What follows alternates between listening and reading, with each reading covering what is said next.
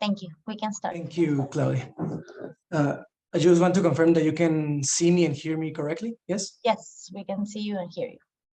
Great. One moment. Could you authorize me to share the screen? Yes.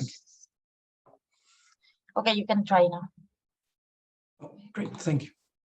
So for those of you that were not present in last session in which we dealt with the issue of dispute settlement and the rules regarding the use of force in international law, my name is Juan Pablo Hernandez. I am a lawyer from Guatemala, Universidad Francisco Marroquín. I work at the Ministry of Foreign Affairs of Guatemala in the United Nations Affairs Division. I am also a law professor in Universidad Francisco Marroquín in issues of general theory of contract. As you can see in the screen, today we'll be addressing three subjects, which, as you know, are very, very dense. They are very complicated. So we will not be, unfortunately, we will not be delving too deeply into them as we did in last session. So in that respect, I will ask for your indulgence because we will only be able to address the subjects very, very superficially. But if you have any additional questions or any additional queries, I am available at the email address that you can see on the screen, juanhernandez@ufm.edu. And I will also make the usual caveats, which I also did yesterday, which is that any views expressed in this presentation are mine alone, and they do not reflect the views of either Universidad Francisco Marroquín or the government of Guatemala. So with that out of the way, today we will be addressing international human rights, international humanitarian law, and international criminal law.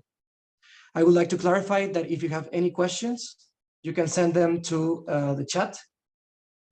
I am not able to see them, but I will ask for Claudia's help to tell me if there is a question, and I will be addressing each question at the end of each slide. So don't worry if I don't see it immediately, I will get to it eventually. So these subjects, which we will be addressing today, all have a very, very common underpinnings or underlying considerations. You will see them throughout the presentation, and they are one of the defining elements of modern public international law, which is the protection of human dignity. The protection of human dignity permeates the whole of international human rights law. It is the very basis of it. And in different ways, it is also the basis for international humanitarian law on the one hand, and international criminal law, both of which have a different scope of application and a different purpose, but they are inspired by the same considerations of humanity and dignity.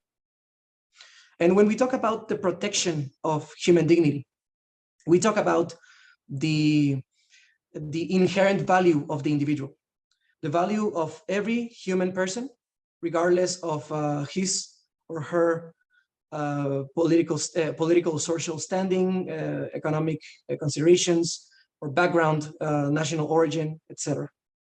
They are inherent to the very notion of a human being, and they develop and they manifest itself. It manifests itself in very different ways, and this has very specific manifestations within the law governing human rights.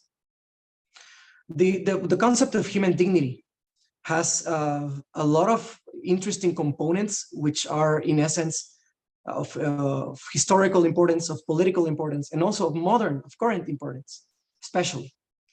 From a historical perspective, the concept of human dignity was not as prevailing in public international law as it is today.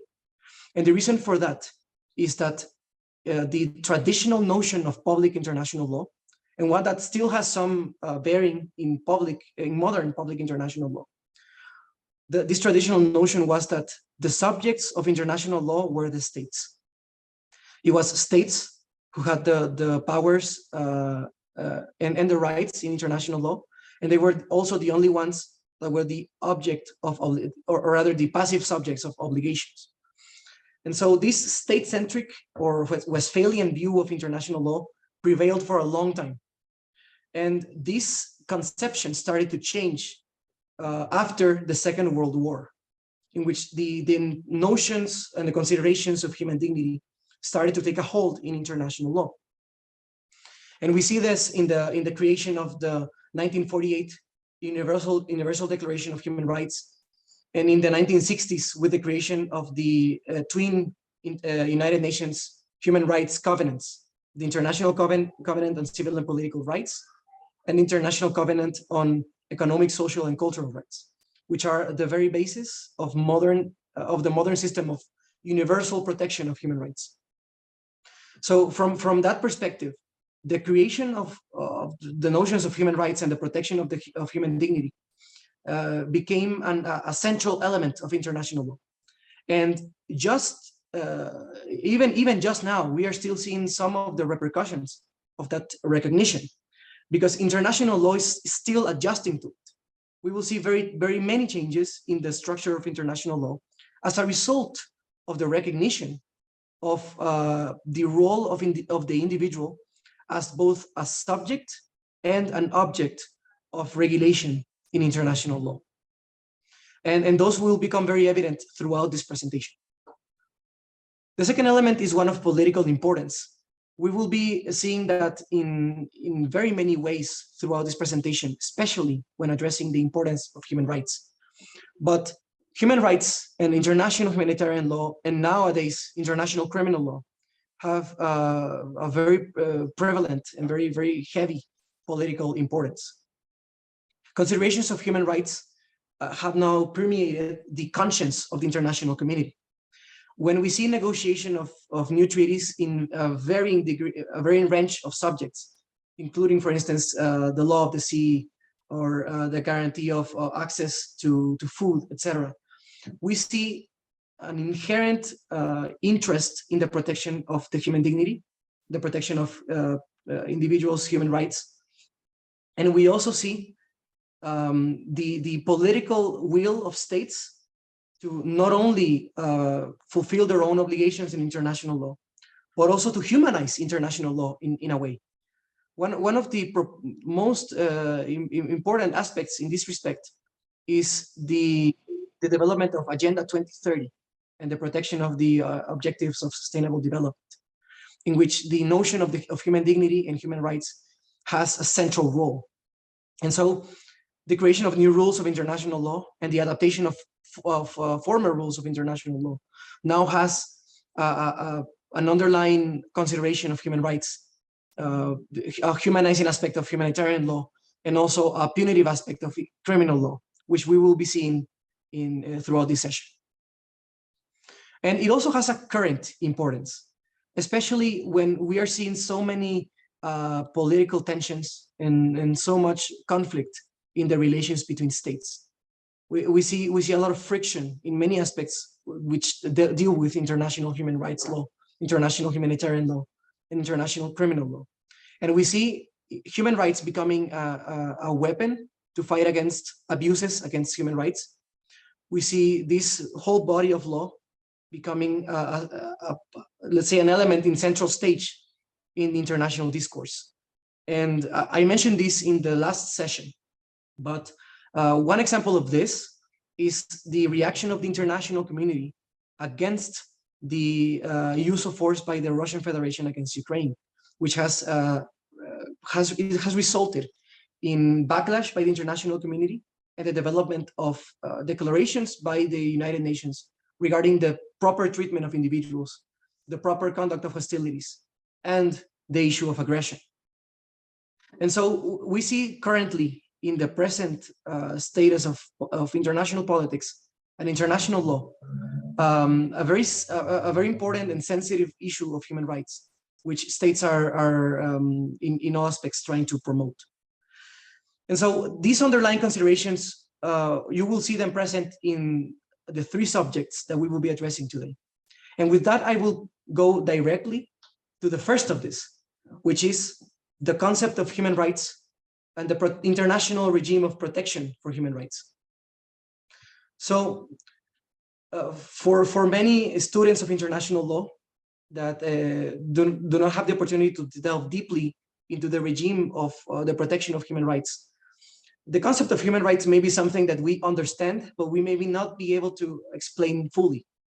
And what we're talking about in human rights is a very broad ranging phenomenon that comes from the human dignity.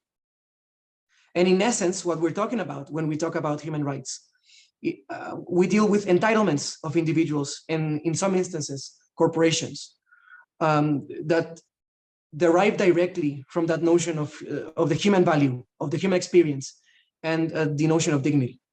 So these are entitlements which come in a broad range of ways that manifest themselves in a broad range of subjects. But the essential elements of these entitlements, you can see them on the screen. So human rights are considered to be inalienable. So we cannot dispose of them as a matter of entitlements. They are, because they are inherent to the human experience and the human dignity, we cannot dispose of them either in the abstract or in particular cases. They are considered to be essential and inherent to the very notion of humanity. They are also universal rights, which is to say that human persons are entitled to universal recognition of their rights, which it is a very important subject because, and this always comes up in Jessup cases, but just because it is a universal right, which entitles individuals to universal recognition of those rights, it doesn't mean that states have universal obligations to protect them. The protection of human rights, as you will see when you study the subject of jurisdiction, which I understand that is another session within the program of the Jessup School. So I will not address it in too much of a deep consideration. But the concept of human rights jurisdiction, although it does admit some exception, is based on the idea of territoriality. The state has a territorial obligation, or a primarily territorial obligation, to protect human rights. And the extraterritorial notion of human rights protection is considered to be exceptional or extraordinary in instances in which the state has a special obligation to protect human rights abroad. For instance, when a state's organs act outside of its territory or exercise effective control over another state's territory. But this doesn't detract from the idea that human rights are to be recognized universally. And this is an essential characteristic of this notion. And this also leads us to two very closely connected elements of human rights, which are that they have a moral component and they have a legal component. From a moral perspective, we understand that human rights, as deriving from human dignity, create moral obligations of recognition for other individuals. We are part of the same humanity, and therefore individual rights and collective rights, as understood under international human rights law, also have a moral component which entitles the individuals to some sort of defense of their dignity. And this moral component of human rights, which can be very abstract and very diffuse, finds itself in legal terms in the international legal system. We know that there is treaty law governing the protection of human rights and the entitlements of individuals and corporations. We know that there are also customary obligations, which we will deal with later. And we also know that those obligations in general also manifest themselves in different ways in the context of humanitarian law and criminal law. So human rights now have become entrenched in the notion of international law. They have become recognized positively in bodies of international law, and they now create international legal obligations for states to protect them, respect them, and implement them.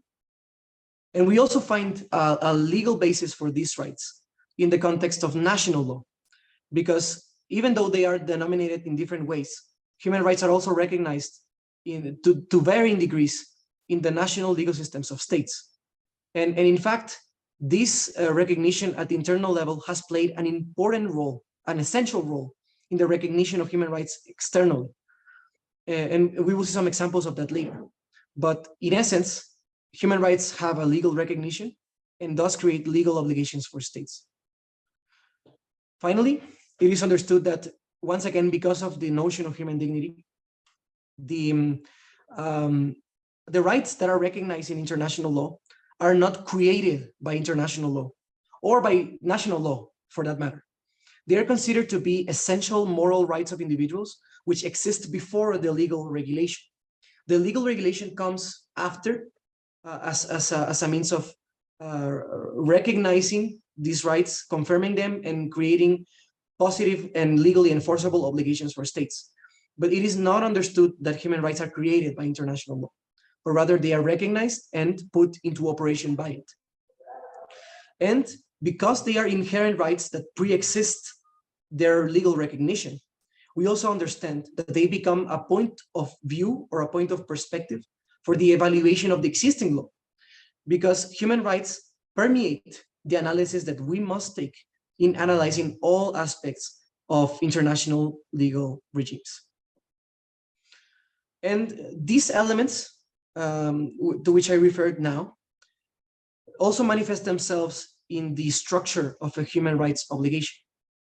So the content of an obligation, we will see it varies from different kinds of legal human rights, but the essence is that we have a beneficiary entity, which in general is the individual, and we have an obligated party, which in general is the state. And I say in general in both instances, because we see a very fast-paced evolution in the notion of human rights. So the basic notion is that a state must protect the rights of individuals under its jurisdiction. However, we also see that international law is starting to recognize rights for entities which are not individuals, for instance, corporations. And we also know that international law is starting to recognize obligations to protect human rights for entities that are not states. For instance, international organizations such as the United Nations, and also corporations, especially transnational corporations. We see, for instance, the UN guiding principles on the responsibility of corporations to abide by international law. And these obligations of human rights, which apply throughout the production and distribution chains for corporations, are starting to become crystallized in international law, even if they are not yet as established as the rights of individuals before the state. So it is important to recognize this, because the basic structure of a human right also plays a role in the way in which states are obligated to protect them. The obligations to protect human rights under international law do not bind individuals on a horizontal manner as a general rule, but they bind states in a vertical manner, in the sense that the state is obligated to protect the rights of individuals within its jurisdiction. And the content of an international obligation, it also, once again, depends on the right we are talking about, but it, in general, encompasses three elements, which are the right to the obligation to respect human rights, the obligation to protect human rights, and the obligation to implement human rights. These are very closely connected obligations, and they can be interdependent and even mutually complementary. And so when we talk about the respect for human rights, the essential basis is the obligation of a state not to interfere in the exercise of a right. And we will see this more closely connected to the notion of civil and political rights, although it is also present in other categories of rights. We have the notion of protection of human rights, which implies more of a positive obligation for the state to adopt measures to protect those rights. This applies primarily to social, cultural, and economic rights, but it also affects civil and political rights and third-generation rights, which we will be addressing later. And finally, we have an obligation of implementation, which essentially means that states have the obligation to establish mechanisms internally to put into operation the protection of these rights, so that the protection of human rights does not end in a political aspiration to recognize the human dignity, but it becomes a legal entitlement of individuals and a legal obligation for entities within the government. And so these three components are essential, and they, as I mentioned, vary from right to right as to how the state is obligated to implement them. So with that having been considered, we will now talk about the different rights that are involved in the international sphere. The international sphere, at least from a theoretical perspective and also somewhat of a historical perspective, has divided human rights in generations, so-called generations. And we see, in general, three categories or generations of human rights. The first generation of human rights, or so-called first generation of human rights, are those that encompass civil and political entitlements. So the underlying notion of civil and political rights is based on the notion of liberty, of the individual liberty of the person. You will see throughout this presentation of the generation of human rights that they have a close connection to the development of rights in the context of the French Revolution. We have a first generation that is related to liberty. We have a second generation that is related to equality. And we have a third generation, which is based on fraternity or solidarity. And this permeates the notion of the generation. So the first generation talks about civil and political rights. On the one hand, we have civil rights, which are concerned, as you see on the screen, with the protection against the arbitrary action of the state. And this is a very broad category. We have the right to life, we have the right to physical integrity, and all of the liberties that are recognized in international law, including, for instance, the liberty or right of assembly, the right of expression, of religion, etc. And we also have procedural guarantees, which are considered to be rights against arbitrary state action. For instance, the principle of legality, the right to be heard and to be not to be restricted in your rights unless defeated in an ordinary proceedings before pre-established and regular court. We have very many rights that are derived from such procedural guarantees. And if you want to delve deeper into what is contemplated within these rights, I will encourage you to look at the general comments of the committee, of the Human Rights Committee of the United Nations, because there we will see very specific comments by the Human Rights Committee regarding how the different rights within the ICCPR, the International Covenant on Civil and Political Rights, which is the basic treaty governing these kind of rights, how these rights are to be interpreted and how they are to be applied. So if you want to know more about these rights, I will encourage you to look deeply into those comments. And so we have civil rights. Then we have political rights. And you will see that political rights have a different focus. Political rights are directed primarily to the autonomy of the individual within state affairs, which is to say, it is the right of individuals to participate in the exercise of public power. And this is most commonly exemplified, for instance, in Article 25 of the ICCPR, governing the right to vote and participation in public affairs. And although this also involves some positive rights of participation, in the sense that the state must undertake and apply measures which allow individuals to participate fully and meaningfully in political life, the rights contained in the first generation of human rights mainly involve a negative obligation for the state, which in essence means that there is an obligation of abstention. The state has the obligation to respect these rights and not to intervene in their recognition and in their exercise by individuals. Although, as I mentioned, the state may have some positive obligations in specific cases. For example, when there is a violation of the right to life, the state has the positive obligation to investigate and prosecute, according to Article 6 of the ICCPR. Or for instance, the state has the obligation to, as I mentioned, to adopt measures that allow individuals to participate meaningfully in political life. So this is the first category of rights, which are concerned with the liberty of the individual vis-a-vis the state. Now, we also have a second category, which is economic, social, and cultural rights. These are mainly contemplated at the universal level in the International Covenant on Economic, Social, and Cultural Rights. And the underlying consideration in these rights relates to equality, the equality between individuals before the law, which according to the theory of human rights can either be a positive, or rather, it can involve both. What was the train of thought I had? The economic, social, and cultural rights can involve both a positive and a negative obligation, but it's mainly a positive obligation of states. And it involves both formal equality and material equality, formal equality or procedural equality and material equality for the individuals.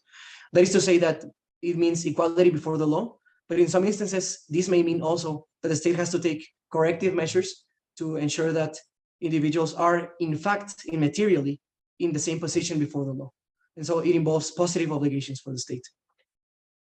So, and this second category of rights involves three subcategories: economic rights, social rights, and cultural rights. When we talk about economic rights, we talk about mainly the rights of individuals that derive mainly from the status of the status of the individual as a worker, the right of the person to a productive work life or labor life, so that the person can use its own labor to have a gainful employment and to have a gainful life that allows that person to fully realize its human dignity. And so this involves both the right to, for instance, syndical liberties, syndical participation, and also the right to employment in some instances. And this is a very broad range, but in essence, it means that it operates in the context of the labor liberties of individuals. We have social rights, which emanate from the need to satisfy basic social necessities. For instance, the access to clean water, sanitation, to health, to food, etc. This is also a very broad category, and this does not depend on the individual's status as a worker or from this individual's exertion of labor in exchange for gainful remuneration. This is an independent kind of right, which is inherent also to the notion of human dignity. And finally, we have cultural rights, which involve the identity of the individual, both within that person's own self and also regarding that person's participation in social life, which means that the individual has cultural rights to protect its own beliefs, values, traditions, manifestations of beliefs, and also the participation in social and cultural life. And in that context, the UN specialized organ that has a lot of importance is UNESCO. And you will see a lot of development of law regarding this, and also policy in the context of UNESCO. So as I mentioned, as the second category or second generation of human rights involves mainly a positive obligation of guarantee by the state. It doesn't involve just an obligation to respect and not to intervene, but it involves prestational rights or positive rights for the individual. So that is the concept of a second category or second generation of human rights. These two categories or generations of human rights are very, very widely entrenched in international law. As I mentioned, they are codified in the twin UN covenants on human rights, the ICCPR and the ICSER. But we have further generations of human rights. They are usually, let's say, encompassed within the third generation, which involves solidarity rights or fraternity rights. This involves the right to development, the right to peace, the right to a clean environment, the right to humanitarian aid, etc. And these rights are not as firmly established in international law as the other categories. They are sometimes called political or international aspirations, but many of them are not yet established as human rights, with the exception, very, very notable exception since 2018, of the right to a clean environment, which was recognized both by, I believe, by the General Assembly and by the Human Rights Council. And it was recognized because it has a very close relationship with the right to life and the right to health, which are recognized under the first and second generations of rights, respectively. Now, as you can see, many caveats that I made during the explanation of each of the generations bring us more generally to the notion that some of these rights may overlap. And in fact, the notion of generations of rights has undergone a lot of criticism. Some consider these generations or this categorization to be very artificial and simple to reductive, like an oversimplification of the phenomenon of human rights. And the reason for that is that human rights are interrelated. Just the example that I mentioned, the right to a clean environment, which is normally conceptualized as a third generation right, has implications for the right to health, or even the right to food, the right to sanitation, the right to clean access to food, the access to clean water, excuse me, which are second category rights. And it also has a relationship with first generation rights, such as the right to freedom of movement, in the sense of, for instance, when individuals are affected in a migratory context by sea level rise, for example, or to the right to life, in the sense that a clean environment is necessary for the highest attainable level of quality of life in the broad sense. So the generations of human rights may sometimes be considered to be highly reductive because they do not account for the interrelation between generations. And also, human rights imply many obligations, which are both positive and negative for all of the generations of rights, which means that it is not quite possible to categorize them cleanly as three generations which involve three separate kinds of obligations for states. They are interrelated in substance. They are also interrelated in implementation. And from an ideological perspective, depending on how or which perspective we take into account, rights also have elements of all generations. We know that, for instance, I don't think this changed. Let's see. Yeah. So we know, for instance, that as he mentioned, there are some rights that have elements of equality and liberty, some rights that have elements of fraternity and liberty, fraternity and equality, or even one could even come to the conclusion, since non-discrimination is a general principle of human rights, that the notion of equality is common to all generations. And so it is not really possible also to separate elements between generations. And from a political perspective, this is very, very difficult in a multilateral context. There is a problem of focus, because depending on what the ideological perspective is for each of the states, we can, let's say, draw more attention to some generations of rights than to others. So, for instance, Western states may be more inclined to recognize that first generation rights are considered to be more essential or more inherent to human dignity. But other states may consider that social, cultural, and economic rights are more essential to the human dignity than first generation rights. And some could even come to the conclusion that solidarity rights, as understood as rights within a human community, are more important than the other two. This is a question of focus.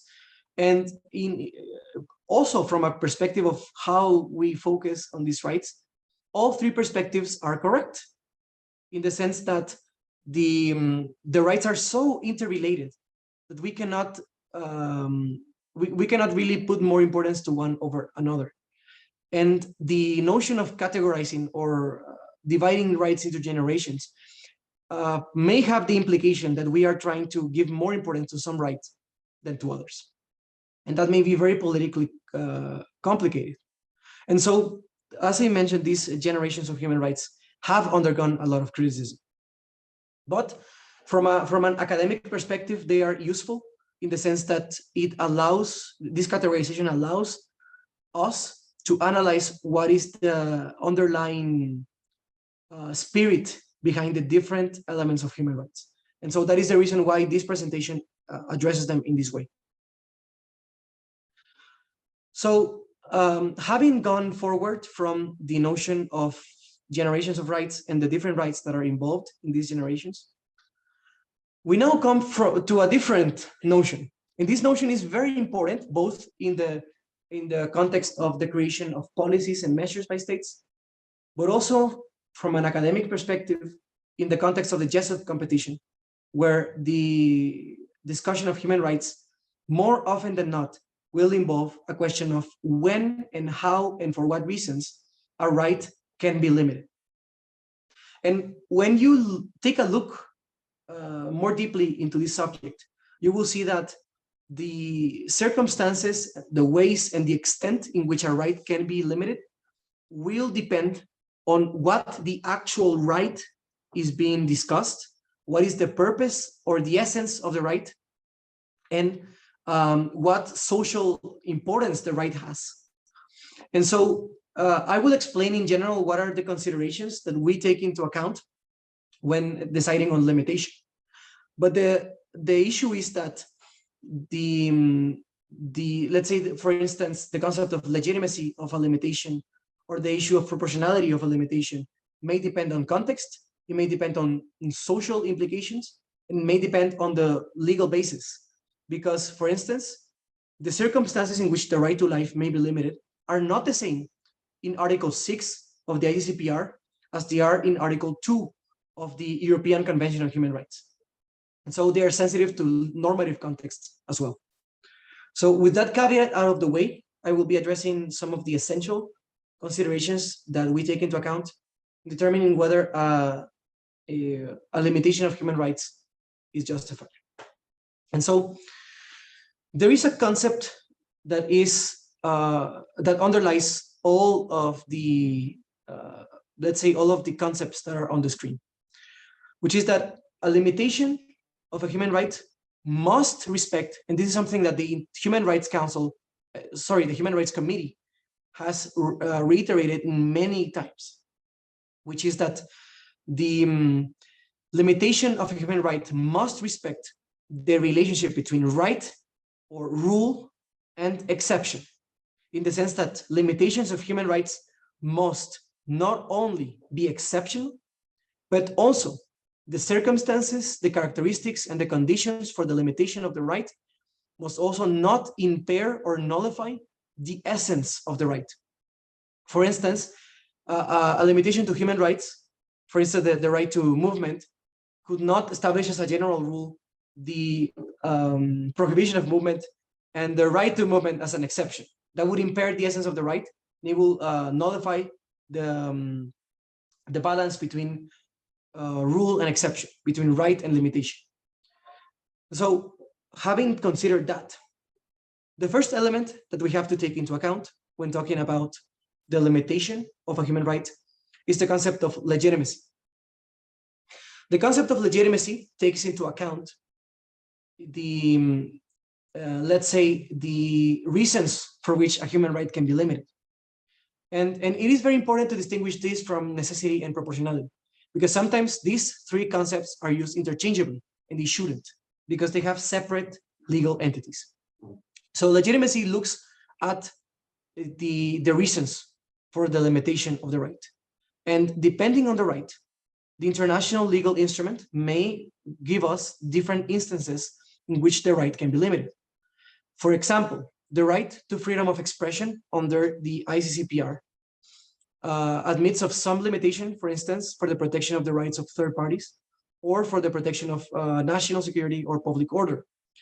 But other notions, other motivations may not be encompassed within the permissible grounds for limitation, and therefore would not be legitimate from the perspective of the covenant. For example, if a speech were to be limited because the state does not agree with it, that would be an impermissible limitation that violates the requirement of legitimacy under the ICCPR, because that is not contemplated within the permissible grounds for limitation. And so it is not encompassed within the notion of legitimacy. So we have legitimacy which relates to the permissible grounds for limitation. Now we move on to necessity. So necessity should be understood in a narrow sense, because sometimes necessity in a broad sense is used to encapsulate all three of these elements.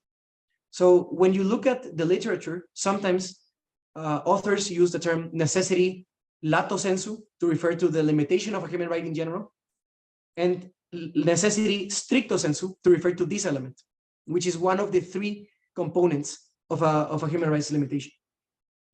So the concept of necessity relates to whether there are alternative means to protect a societal value without limiting the right.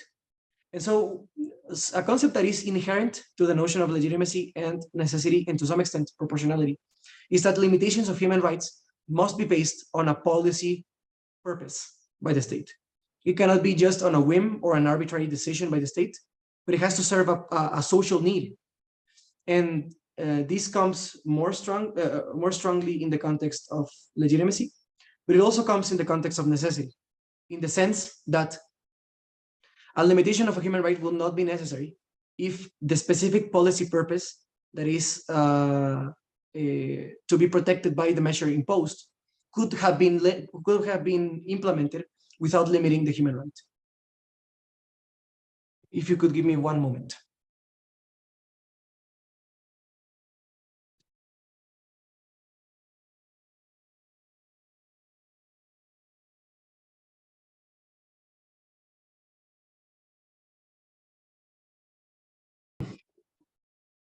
Thank you. So I was addressing the issue of necessity. So the underlying concept of necessity is that there must not be there must be a situation in which there are no alternative measures to safeguard our right. And so, for example, if it was possible to impose a measure that does not limit freedom of speech, for instance, or in the context of the right to life, for example, if it was possible to curb a certain conduct without resorting to lethal force, then the element of necessity will not be fulfilled, and the state will be responsible for a violation of the right to of freedom of expression, or the right to life, or whatever right we are under consideration. So that is necessity. It is a notion of alternative means. And then we go into proportionality.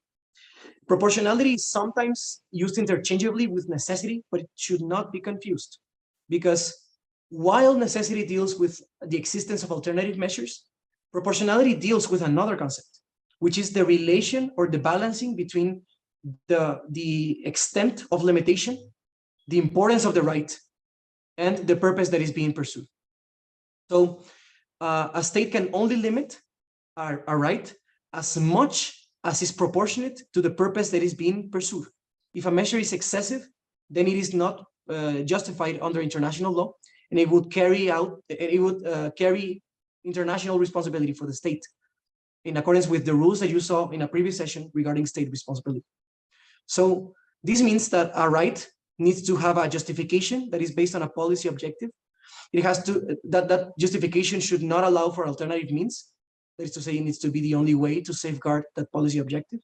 And finally, the limitation must not exceed what is proportionate to the policy objective. And that is the only, at least from a general perspective, it is the only way in which a human right limitation will be justified under international law. Otherwise, the state, once again, incurs responsibility. And I once again made the caveat that these elements apply differently to different rights. They apply in different contexts, and they also apply in different normative instruments, different regional protection schemes. So you must pay a lot of attention on that. So having addressed that, the international regime of human rights protection also encompasses a notion of suspension of rights. You will find this in the first articles of the ACCPR and the ICESCR. And the notion here is that in some instances of public emergency, it is possible to limit human rights. But this is subject to public notification to the depository of the treaty. And it also means that not every right can be subject to such suspension. For instance, the right to life, and I believe the right to due process in the ACCPR, among other rights, cannot be subject to suspension. They are considered to be absolute rights, which cannot be set aside by the state in cases of emergency. But once again, that is also sensitive to context, to regional protection, and also to situational perspective. So that is the general concepts that are involved in human rights protection. Now, that is when we talk about substance. We may now address a little bit more about procedure. What happens when there is a violation of a human right? So there are two separate ways in which international law allows for a human rights violation to be vindicated. This relates a little bit to what I talked about in yesterday's session regarding dispute settlement, but not always. So we can talk about, for instance, procedural schemes of human rights protection in the context of regional systems, for instance, the Inter-American Commission on Human Rights, Inter-American Court of Human Rights, the European Commission and Court of Human Rights, or even the Human Rights Committee, which has also a quasi-adjudicative function in the context of implementation, at least for those states that are parties to the optional protocol, to the ACCPR. So that is one aspect of protection. And this aspect of protection grants individuals the right of petition directly to an international organization to vindicate their own rights.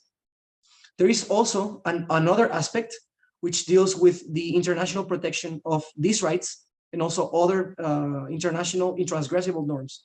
For instance, the rules of international humanitarian law. And this is the criminal procedures before international specialized criminal tribunals. And I will be addressing that later in this presentation, because the nature of the penal norms that are involved in the protection of such international interests is very different. What we will talk about here specifically is how a state can vindicate the rights of its own nationals and of other persons. This is especially important because of the issues that are involved in Jessup cases in general. Jessup cases in general usually involve a question of whether the state can vindicate the rights of individuals before the International Court of Justice. And so when we talk about that, we will be talking about two separate issues. We will be talking about diplomatic protection on the one hand, and we will be also be talking about erga omnes and erga omnes partes protection. When we talk about these two subjects, the subject that we are talking about is the notion of standing, or locus standi. Standing refers to the ability, the capacity, or even the right of a certain entity of international law to enforce a right and bring it before an international tribunal. That is the essential concept. It's what in Spanish we would call legitimación. So locus standi is based as a general rule on the notion that only the state that is injured can bring a claim before an international tribunal or through any other of the diplomatic or non-diplomatic channels that are recognized by international law. So then the essential notion is injury. And in the Mauro Matis concessions case, the PCIJ recognized that in some instances, this injury will not be direct. So one of the ways in which we find indirect injury is in the context of diplomatic protection, which involves a case in which an individual, which is a national of a state, has suffered an injury to his or her rights. And so the injuries, under a general notion of international law, the injuries to the national are indirectly injuries to the rights of the state to vindicate those rights. And so the notion of diplomatic protection is based on the idea that the state has the right to vindicate indirectly the rights of its own nationals. How does that manifest in practice? Usually through diplomatic protests or the bringing of international claims through adjudicative or arbitration systems. In International Court of Justice, it means bringing a claim on behalf of an individual. Diplomatic protection is not a right of individuals. It is a discretional prerogative of the state. The state decides if it exercises diplomatic protection, and as a general rule, the individual does not have any recourse to challenge a state's decision not to bring an international claim, as a general rule. And the state can exercise this diplomatic protection according to customary international law when two elements are satisfied. When there is a link of nationality, and second, when there is exhaustion of local remedies. So the link of nationality is very straightforward. It means that the person has a link of nationality with the state that is vindicating the rights. Here we can talk a lot about issues of, for example, the notion of effective links of nationality. If you want to address that issue, which is very deep, and I will not be addressing here, you can look both at the Nottebohm case before the ICJ, I believe it was 1954, and you can also look at the commentaries to the ILC draft articles on diplomatic protection, I believe from 2006. They address a lot of these subjects, and you can look more deeply into it then. And then we have the requirement of exhaustion of local remedies, which according to the International Court of Justice in the Interhandle case is a rule of customary international law. And what that means is that there is a notion in international law that violations of human rights must first be brought before the state that has allegedly violated them. So if a state violated a right, it has let's say the prerogative or the expectation that those violations of human rights will be first brought before its own internal mechanisms so that the state has the opportunity to fix its mistake first. And only after the individual who was injured is not able to find redress through the normal local remedies, then it is able to bring an international claim. And the notion of exhaustion of local remedies then becomes an essential element of the international law of diplomatic protection. For instance, in the Interhandle case, the court came to the conclusion that Interhandle had not yet exhausted all local remedies in the US, and therefore the Germany's claim for diplomatic protection against the US was inadmissible, and therefore the case fell through. So when those elements are satisfied, the state can bring a claim on behalf of its nationals. Later on, we have another concept, which is applicable in maybe a basis of, let's say, in cases not contemplated by diplomatic protection or direct injury. And it is the concept of obligations which are owed erga omnes or erga omnes partes. So erga omnes or erga omnes partes in Latin means before everyone or before every party, depending. Erga omnes is before everyone, and erga omnes partes is before every party. The difference is that in erga omnes, we're talking about obligations that are owed to the international community as a whole. And then in erga omnes partes obligations, we're talking about treaty obligations that are not owed only to individual parties, but to all parties on a ground of equality. And this is a concept that has undergone a lot of development in international law in the last few years. We can begin with the pronouncements by the International Court of Justice before the 1990s. The first is the South Africa advisory opinion of the International Court of Justice, or I believe it was the case. It wasn't the advisory opinion. It was the case, in which the court appeared to recognize that under international law there is no right to bring a claim unless there is an injury to the state that brings the claim. This was very heavily contested by academic circles, and it attracted a lot of criticism because the claim addressed, let's say, allegations of apartheid and discrimination and massive violations of human rights. So let's say that the International Court of Justice came into a little bit of fire because it basically appeared to recognize that unless there is an injury, and no state can bring a claim. So it appeared to reject the notion that obligations can be owed to everyone rather than individual states. And this left a gap in international law in the sense that there will be instances in which there is no injured state.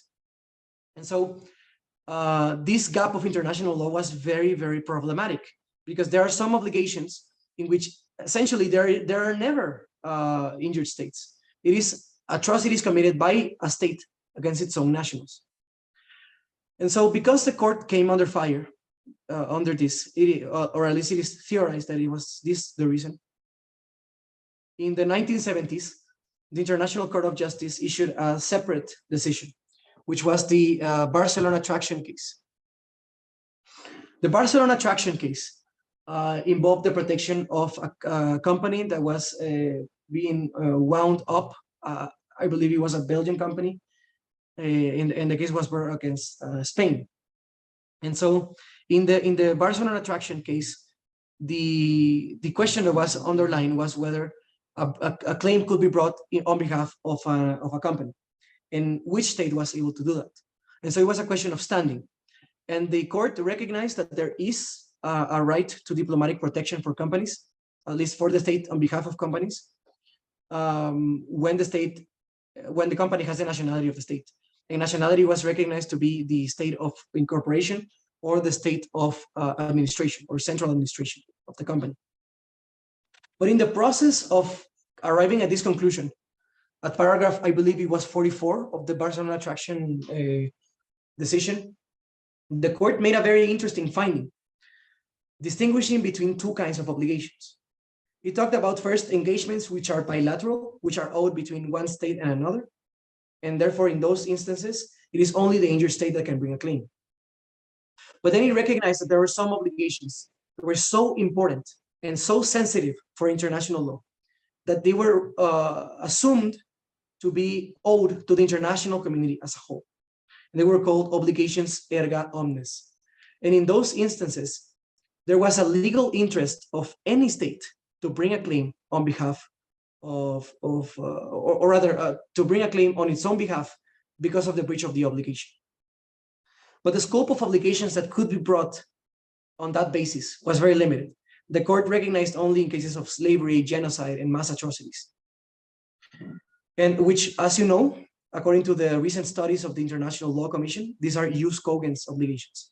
That is to say, obligations that are not from which no derogation is permitted, according to the BCLT. Later on, in 2004, the court issued the Wall Advisory Opinion. And in the Wall Advisory Opinion, the court recognized that there were some obligations in international humanitarian law, which are considered to be intransgressible and therefore owed erga omnes. So the court started once again to talk about this, but it was also in an obiter dictum. The first time that the court talked about erga omnes partes obligations in an operative part of the judgment was in the 2012 Belgium v. Senegal case, the case concerning the obligation to prosecute and extradite. And in that case, the court said that the obligation not to engage in torture by the state was an obligation owed erga omnes partes, and therefore Belgium could bring a case against Senegal even though it was not an injured state. That was the first time that the court actually recognized it in respect of torture. The court also came to recognizing it in respect of genocide recently in 2020 in the decision regarding preliminary measures brought by the Gambia. The case was brought by the Gambia against Myanmar because of the so-called Myanmar genocide. And in that context, the court recognized that genocide is also a rule that is owed erga omnes partes to all parties to the Genocide Convention.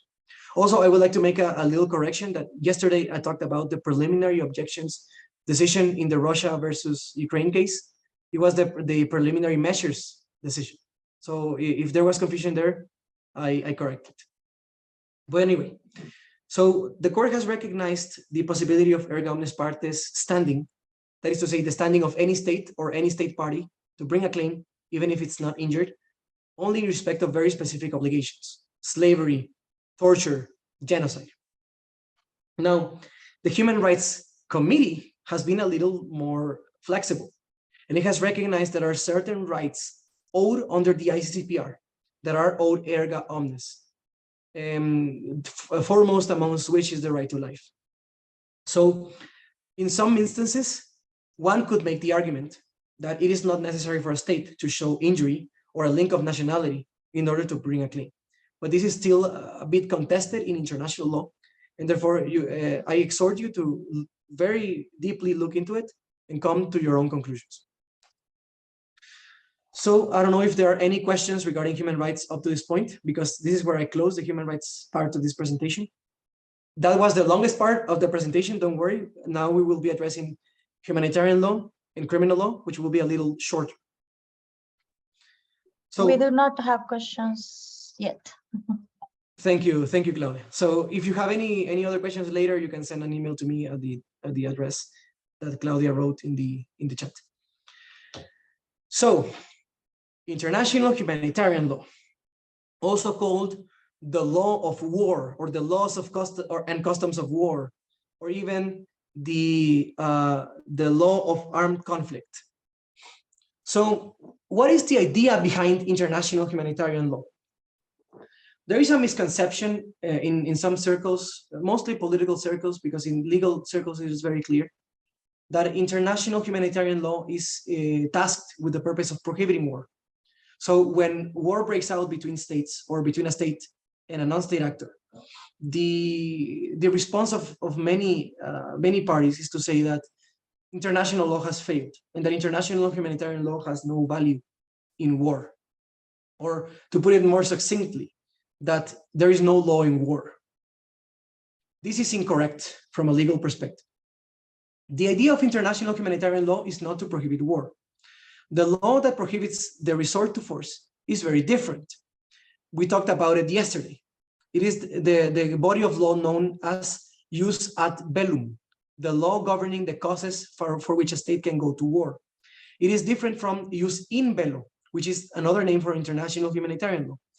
Jus in bello only governs the conduct of hostilities and the means used and the methods used in hostilities. So the purpose underlying international humanitarian law, and that is the reason why it's called that way, is to humanize war. That is to say, to limit the humanitarian catastrophe that is brought by war, to mitigate it. This is exemplified by many conflicts throughout the years. The essential example that inspired the creation of humanitarian law, which was first proposed by Henri Dunant after experiencing the Solferino War. This concept of humanizing war is now very deeply entrenched in international law. It is considered to be, let's say, an auxiliary body of law that helps human rights to fulfill its purposes. It is not a part of human rights law, but it is complementary to it. And I will explain in a little bit why and in which ways. So international humanitarian law, in principle, seeks to bring the idea of dignity to armed conflict, the idea of human dignity, in many ways. We will talk about the principles later.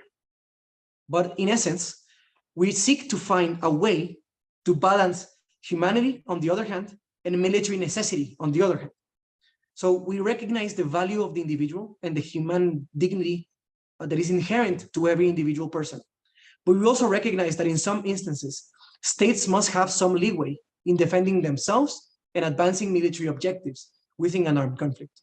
And so international humanitarian law tries to balance the two. Whether it balances it right or in the most proper way is a question that I leave to you. It is a question that you have to be analyzing yourself from day to day, from conflict to conflict, and to analyze whether the policy objectives of humanitarian law are actually being fulfilled. But that is essentially its purpose. And international humanitarian law, according to academics, and as recognized by the court in the 1990s, the ICJ, in the 1997 Nuclear Weapons Advisory Opinion. In international humanitarian law, there is a distinction that is generally made between Hague law on the one hand and Geneva law. So Geneva law governs the conduct of hostilities, the methods of warfare, how war is to be undertaken. And the reason it is called Geneva law is because it is mostly codified in the Geneva Conventions and its additional protocols, as well as customary international law. On the other hand, we have Hague law, which does not govern the conduct or the methods of war, but it governs the means of war. That is to say, the weapons and the tools that are used in armed conflict to advance military objectives. And the reason it is called Hague law is because it is based on the Hague the different Hague conventions governing the weapons and the means of war that can be used in armed conflict. But these two bodies of law are interrelated. They are subject to basically the same principles, and in fact, they are mutually complementary. So it is not that one supersedes the other. Rather, they are complementary branches of international humanitarian law.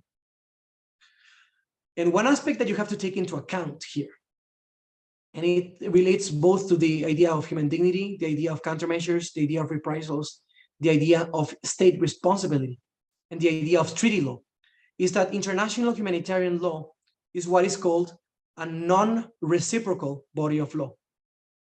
What does non-reciprocal mean? Non-reciprocal means that international humanitarian law is not subject to the principle of non ad implenti contractus. That is to say, the principle that I can breach the obligation if you breached it first. So there is sometimes rhetoric in armed conflict saying they are not complying with humanitarian law, and therefore I will not do it either. That is completely contrary to the idea of humanitarian.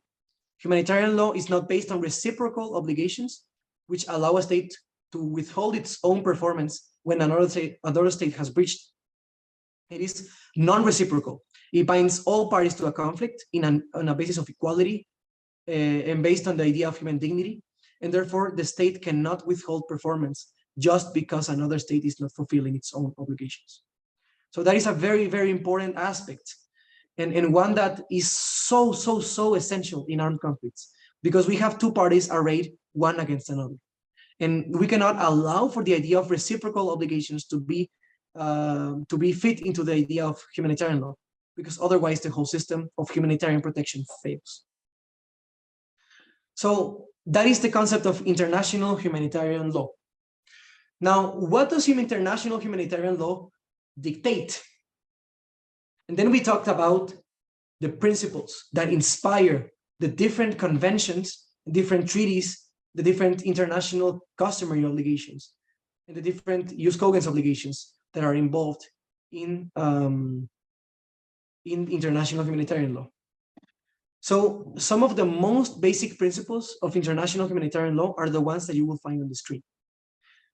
The first, and perhaps the most commonly associated principle of international humanitarian law, is the principle of distinction.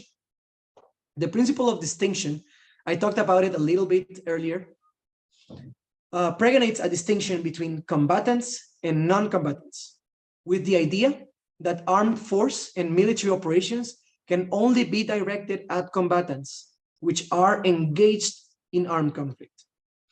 Distinction means that when a state undertakes an armed attack, let's say a military operation, it has to distinguish between civilians and non-civilians.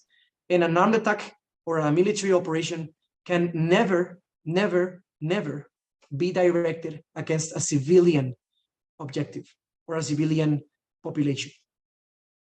And this element of civilian population and civilian objects will be very important when we talk about crimes against humanity and war crimes in the context of ICL, International Criminal Law. And in the context of international criminal law, the international criminal tribunals for Rwanda and Yugoslavia have, on occasion, recognized that the principle of prohibition of attacks against civilian populations is an absolute principle that allows for no exceptions. And of course, that can be debated, but the underlying principle is considered to be more or less absolute. You cannot direct an armed attack against a civilian population, lest you incur in civil and penal sanctions under international law. Now, precaution is the second principle. It is complementary to the idea of distinction. The principle of precaution tells us that in undertaking an armed attack or a military operation that is directed against a military objective or a military target, the state must take all available means and measures and all available precaution and discretion to avoid incidental damage against civilians and civilian objects. So once I have complied with the principle of distinction and I have directed an attack against a military objective, I have to make sure and apply all the measures at my disposal to ensure that this attack does not have incidental effects on civilians. Because if you didn't undertake your due diligence in doing that, then you have violated international law. And the extent and the performance of that due diligence obligation can depend from case to case. But in essence, it means that you do not have to have incidental damage. Now, this is complemented by the principle of proportionality. The principle of proportionality complements precaution and distinction in the sense that if exceptionally you have an attack against a military objective but has incidental effects for civilians which cannot be mitigated or reduced, the state has to make sure that any incidental damage against civilian populations and objects is proportionate to the military objective that is being, let's say, followed by the state or furthered by the state. That is to say, any incidental damage to civilians has to be justified by military necessity. Otherwise, you violate international law. And once again, we see here an element of proportionality, as we saw in international human rights law. This proportionality forces us to look at humanity, the protection of civilians, and military necessity, the furthering of military objectives in tandem, so that we balance it in such a way that military necessity does not overtake the principle of humanity. So those are the rules that govern the protection of civilians, the conduct of hostilities which involve civilians. Now, on the protection of combatants, there are also principles. And the basic principle of the protection of combatants is the prohibition of unnecessary suffering. So international humanitarian law is based on the idea, and it is a very different idea from human rights law. It is based on the idea that in principle, the use of lethal or almost lethal force is permitted. It is permitted, but it is permitted against combatants. And it is permitted against combatants on the understanding that you have to restrict and mitigate the damage to combatants in a way that does not overtake military necessity. What do I mean by that? It means that you are prohibited from causing superfluous damage to combatants. For instance, I can attack a combatant and shoot that person and kill them, for instance, with a gun. If I am in the context of an armed conflict, if I am engaged in hostilities, and if that is required in the circumstances of the case.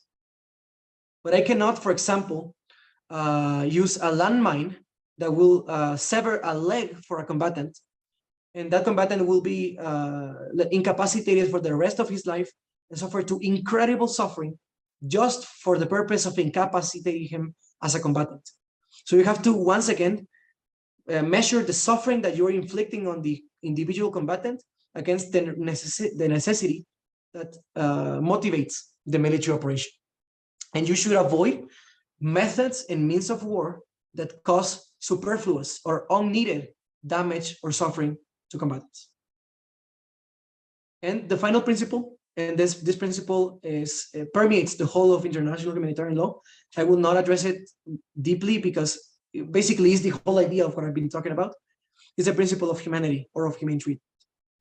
This principle means that prisoners of war and other persons falling under the hands of enemy forces, and also persons not subject to or not involved in hostilities, that is to say, civilians, should be subject to humane treatment.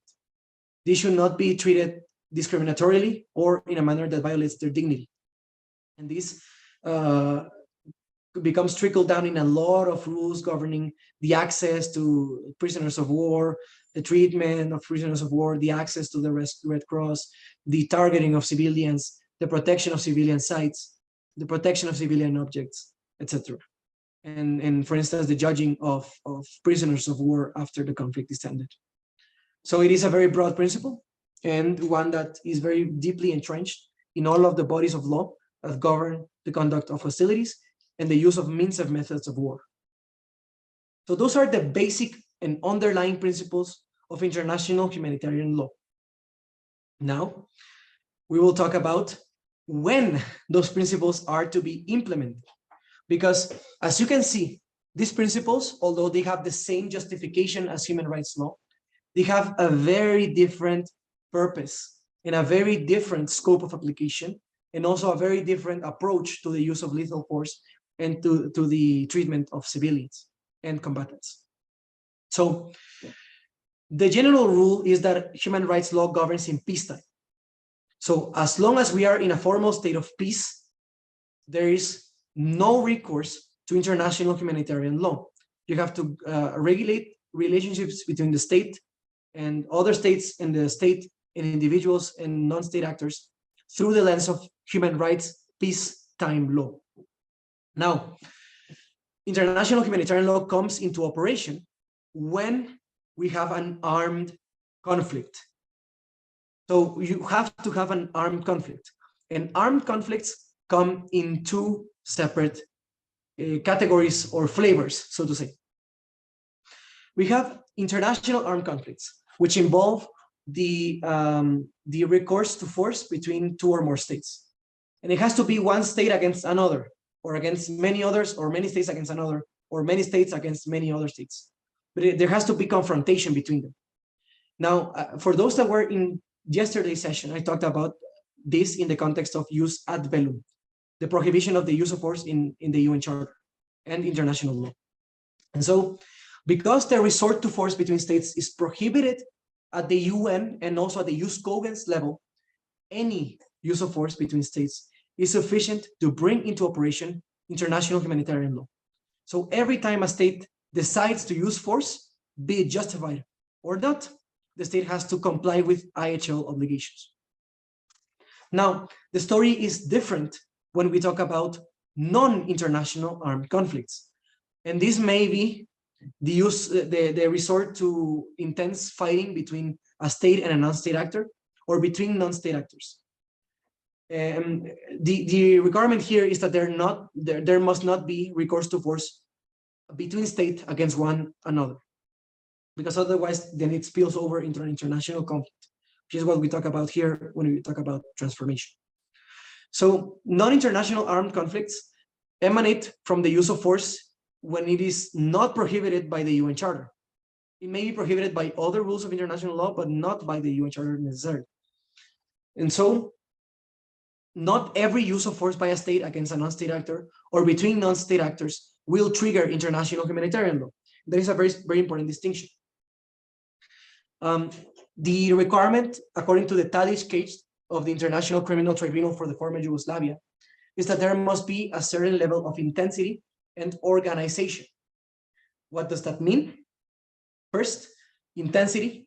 It means that the fighting between the warring parties have to be of such force and of such, I don't know, such, might and such. I will use the word intensity because I cannot think of a synonym right now, but of such intensity that it is not possible for the state to address that violence through the normal law enforcement paradigms. And it is necessary to resort to the use of military force to do it. So there has to be protracted and fierce violence between the warring parties. And second, the warring parties have to have a certain level of organization. So in the context of the state already has that level of organization. It is presumed under international law because they have a government, they have a military, they have a structure, they have an administration, and they have a chain of command, and they have laws. But in the case of a non-state actor, one has to look at whether there is or not a level of organization that is required under international law. That means that there must be a chain of responsible command. There needs to be a certain kind of capacity to conduct wartime operations, and there has to be the capacity to bring about those military operations. So it is a very case-by-case element, but there needs to be this sufficient organization on the part of non-state actors for there to be a non-international armed conflict. So now that we have those kinds of conflict, international, non-international, we have to determine whether a particular act or omission falls within the scope of IHL. And there we have the concept of nexus. There has to be a nexus between the act or omission or the operation or whatever and the armed conflict. And this is a very simple concept.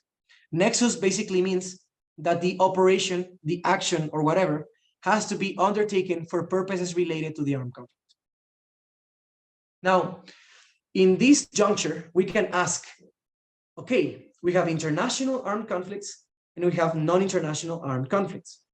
Are there any other kinds of conflicts? And in this respect, there have been many proposals. For instance, transnational armed conflicts, the war against terrorism, the war against drugs, etc. And there we use the word conflict, armed conflict, war, etc. But up to this point, it has not been recognized by the International Committee for the Red Cross. The only categories of conflict that have been recognized are international armed conflicts and non-international armed conflicts. So in order for you to analyze whether IHL applies, you have to look at it from those lenses. That doesn't mean, of course, that the law cannot change, but up to this point it hasn't. So that will conclude my explanation of international humanitarian law. Before I move forward, is there any question? I don't think there's any question in the chat, right? All right, I don't think so. So we will move forward to the last subject, and this I will address very briefly, which is international criminal law.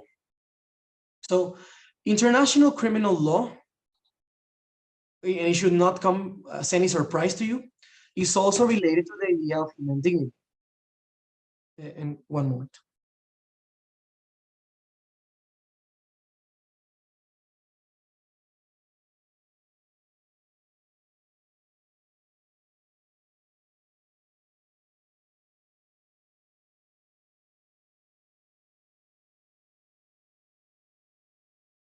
Okay, anyway, so international criminal law.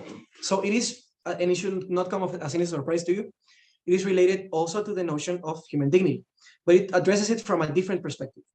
It addresses it from the perspective of the societal values of the international community. There are certain values that are considered as of concern of the international community as a whole, certain manifestations of the protection of dignity and the protection of the individual rights and the collective rights, in such a way that the violation of these rights on a massive or systematic manner called to the attention of the whole international community. And so international criminal law is to be understood as the body of law that has the purpose of operating as an ultima ratio mechanism of protecting those societal values, protecting human rights on a massive scale. And this comes to the context of how those massive violations of human rights and of international humanitarian law manifest themselves. We will talk about that in the next slide. But in essence, it means criminal norms or penal norms that have the purpose of safeguarding those basic international community interests. And because those are interests of the international community, it is understood that it is the international community as a whole that has the power of punishment, what in Latin we call jus puniendi. So, and this is delegated to the states. So for example, in the context of ICL, we have the concept of universal jurisdiction.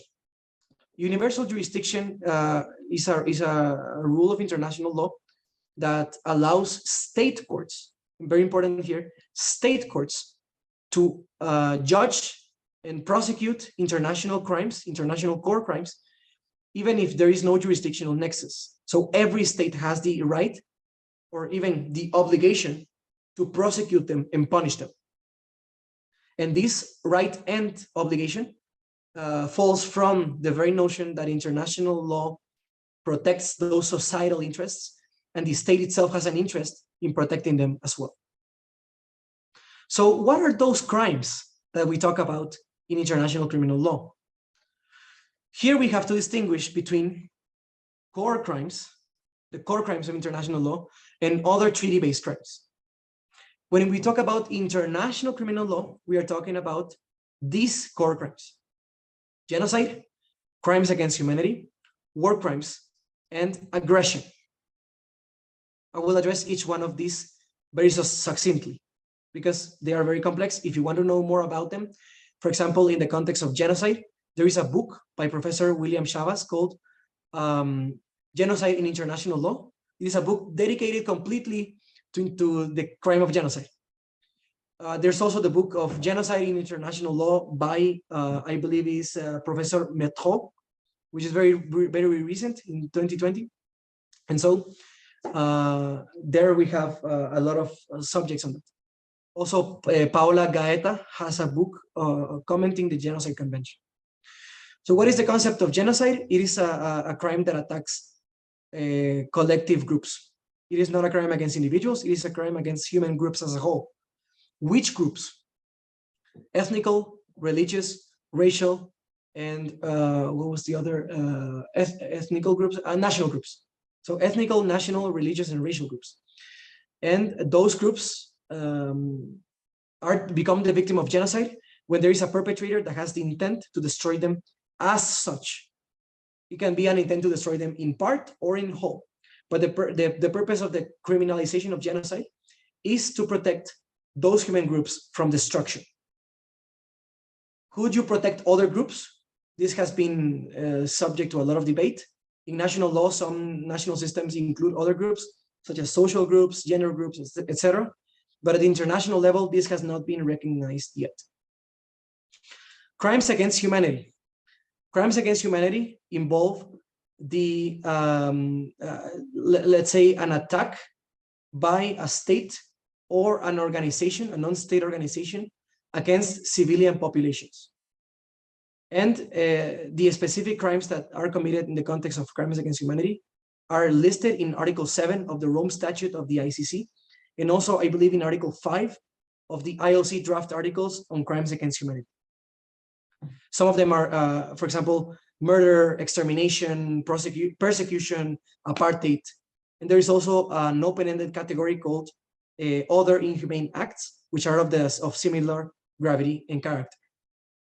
But the notion here is that there is an abuse of political power, either by the state or by an organization that has the capacity of undertaking such crimes against a civilian population.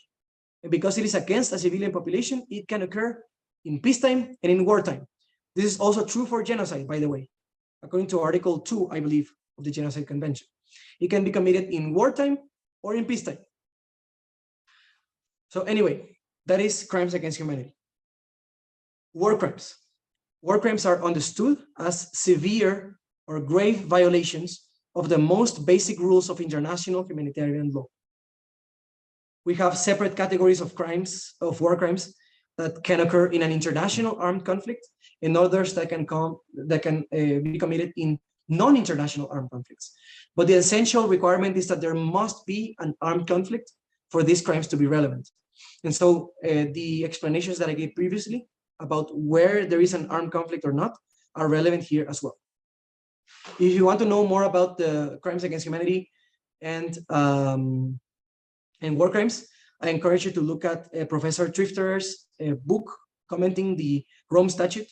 It is a very long book, and I will admit it's very expensive, but it is very good, and I recommend it. It has like a 100-page analysis of each of these kinds of crimes. So it is very good, and I recommend it. And finally, we have the crime of aggression. This crime has a very close connection to the UN Charter and the rules regarding the prohibition on the use of force. The crime of aggression was added to the Rome Statute in Article 8 bis in 2000, and well, from 2010 it was negotiated, and it came into operation as a crime within the jurisdiction of the court in 2018. What is what is a crime of aggression? It is the undertaking of an act of aggression, which by its, and here I recall what I talked about in the last session as to what is a crime of an act of aggression. That is to say, a non-permitted use of force of a certain scale.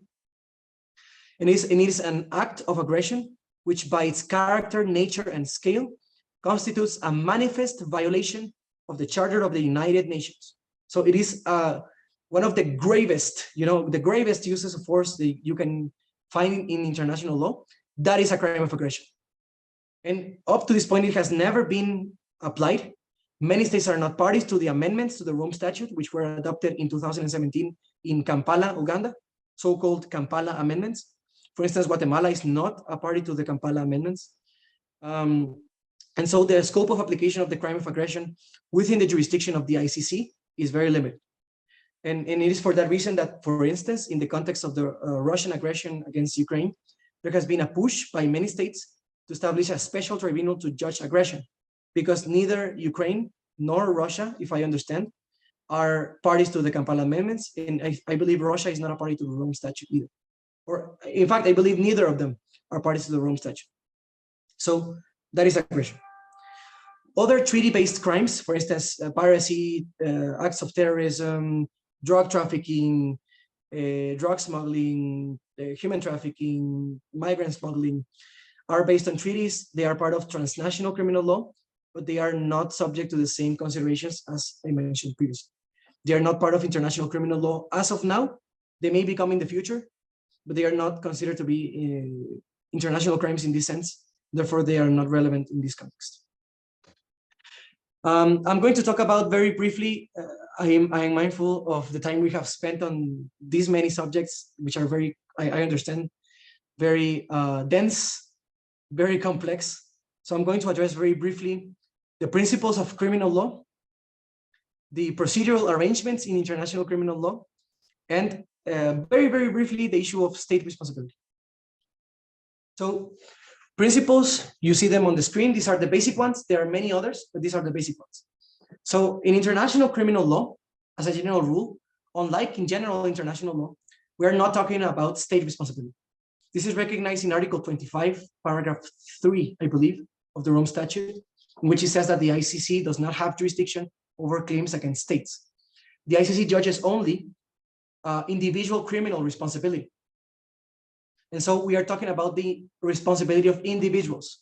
And Article 25(1) of the ICC statute also tells us that the ICC does not have the jurisdiction to rule on corporate criminal responsibility. Although there has been some move in many national courts to accept the notion of social corporate responsibility and, in essence, criminal responsibility of companies. That is not yet established in the ICC context. So this principle still reigns. There is also the principle of non-retroactivity. The International Criminal Court was established in 2002, and it is up to that date that the ICC can look to judge a crime. It cannot go before that. There were some criminal tribunals before that. A criminal tribunal was tried to be established through the Versailles Treaties.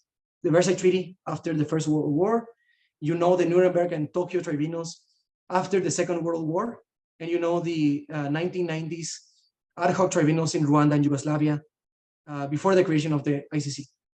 But the ICC itself does not have retroactive jurisdiction before that date, before the 1st of July of 2002. There is also no statute of limitations or no period of prescription, which is to say that international crimes, once committed, the responsibility for them never extinguishes. So you can be judged now, or you can be judged in 50 years, you will still be responsible because these crimes do not have a period of prescription. This is recognized in the ICC statute as well as there is a convention governing the non-prescription of international crimes. And finally, the ICC is based on the principle of ne bis in idem and the principle of complementarity. Complementarity is not there, but it is very important. Complementarity means that the ICC can only judge when the state with jurisdiction over the case was unwilling or unable to do it genuinely. And ne bis in idem tells us that the International Criminal Court can only know of a case if it has not been judged before and it has not come to a final decision. If it has, the court cannot judge again. This is a principle that is found in many national systems, and so I think it will be rather straightforward. Procedural arrangements, I talked about them a lot throughout this presentation, so I will not talk about them here. But essentially, the king of tribunals in this respect is the ICC, which has jurisdiction over crimes committed in the territory of state parties or by nationals of state parties. And finally, I will address the notion of state responsibility for international crimes. You already addressed the issue of state responsibility with another professor in another session of the Jessup School, so I will not delve into the details of state responsibility. But some aspects of state responsibility have been addressed in the context of criminal law, particularly in the Genocide Convention and in the Convention Against Torture. Particularly in the convention, the Genocide Convention cases, there is some findings. I already talked about the standing issue, the issue of locus standi, so I will not address it again. The court has recognized, the ICJ has recognized that under the Convention on Genocide, the states not only have a duty to prevent and punish genocide, but also not to engage in genocide themselves. And finally, in the Ukraine versus Russia case, particularly in the preliminary measures case, which was decided this year, the ICJ suggested, but didn't rule completely, that the Genocide Convention does not accept the notion of unilateral humanitarian interventions. That is to say, the use of force between states in order to protect the other state's population from genocide. It is suggested, but not yet decided fully by the court, that Article 1 of the Genocide Convention, in mandating that the states prevent and punish genocide, it is not permitted for them to resort to the use of force to do it. So this concludes my presentation on the three dense, complex, and interesting subjects that were assigned to me in this Jessup school. So I don't know if there is any final question before I conclude.